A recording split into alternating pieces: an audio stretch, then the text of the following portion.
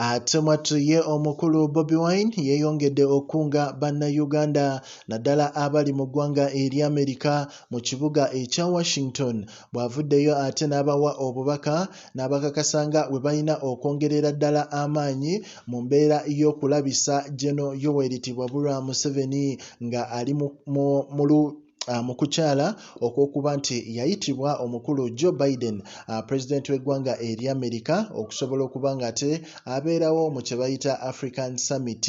Era mu mbeera eyo Bobi Wine ayongedde n'abagamba nti beeyongere okulaga obutali bumativu bwabwe era abaana ne beeyongera okufuna ebipande nga bw'obalabaawo era nga batambula street ku street bagezaako okulagira ddala tibwabula nti ebyaddala ekituufu abantu bamukoowa. Oli ku Progen Media ate mwattu tuba tuyingiddewo okubanga tukuwa updates ezigenda maaso mu ggwanga erya Uganda. Nga bulijjo mbagamba gwe osooka nga nolikinga video ate mwattu ne tuba nga tweyongerawo omupiira amanya omupya osooka nga nosubscribinga waba omaze ate mwattu nonyiga n'akade ku ky'omupiira. Ate olunaku olwaleero Bufalansa ekwata eggwanga erya Morocco era nga buli omu yeesunze okubanga ate Morocco esabula Omufalansa olwo tulabe gye binaggweera ku final olw'ensonga nti tuli Bafirika yadde aba Morocco bagezaako okutwegaana naye baamala ne bakisazaamu ne bakkiriza nti